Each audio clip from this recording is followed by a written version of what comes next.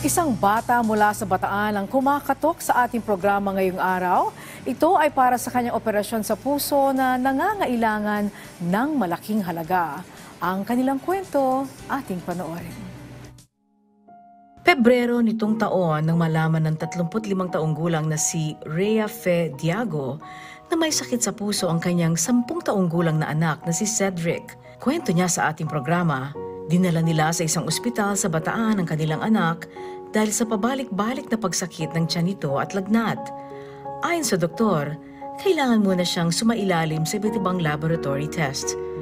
Nang makita ng doktor ang resulta ng 2D echo ni Cedric, napansin niya na may problema ang bata sa puso at tanging operasyon na lamang ang susi sa kanyang paggaling. Ngunit ang naturang operasyon nangangailangan ng malaking halaga. Agad naman silang inirefer ng doktor sa Philippine Heart Center para gawin ang operasyon kay Cedric. Na-diagnose po siya ng TOF. Ang kanya pong schedule ay sa November 7 na po. Ang kanya pong quotation ay umabot po ng 800,000. Ang amin pong nalikom ay nasa 600 plus na po. Subalit, ilang buwan na ang lumipas, hindi pa rin na-ooperahan si Cedric dahil na rin sa kakapusan ng pera. Tangi ang kanyang mister lamang kasi ang nagtatrabaho sa kanila at sapat lamang ang kinikita nito para sa kanilang pang-araw-araw na pangangailangan. Kasi po ako po ay sa ngayon ay wala na po akong trabaho at ang aking pong mister ay maliit lang din po ang kita na hindi naman po sasapat sa operasyon ng aking anak. Sa ngayon ay nakaschedule na ang operasyon ni Cedric sa Philippine Heart Center sa ika-7 ng Nobyembre. Ngunit hindi pa rin sapat ang kanilang naipon na guarantee letter para sa operasyon ng kanilang anak. Nananawagan sila ng tulong sa Malasakit at Work para sa magiging operasyon ni Cedric.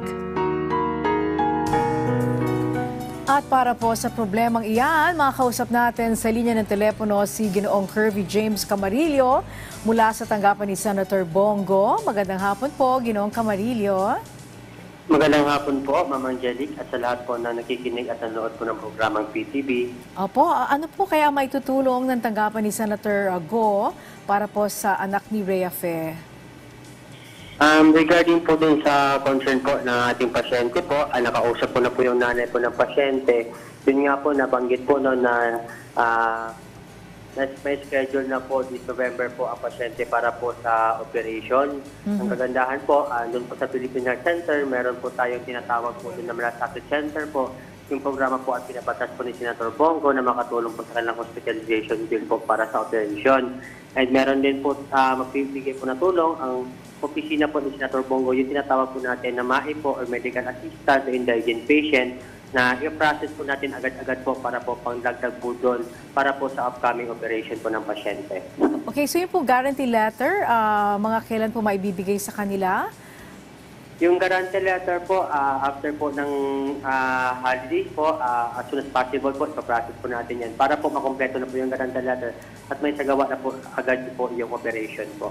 O salamat po, talaga kung konti na lang, kay 600,000 siguro plus 200,000 na lang po, ano?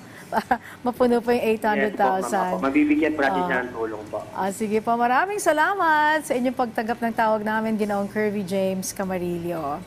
Salamat din po, ma'am. Apo, at yan po si Mr. Camarillo ay mula po sa tanggapan ni Senator Bongo. At sa mga nais pa ring dumulog sa ating programa, maaari po kayong magpadala niyo mensahe sa ating official Facebook page, PTV Malasakit at Work. Maaari kayong mag-message sa PTV Malasakit at Work at gmail.com. Huwag niyo rin pong kalimutang i-like, i-follow, i-share ang aming page. Muli, ang tunay na malasakit ay laging at work.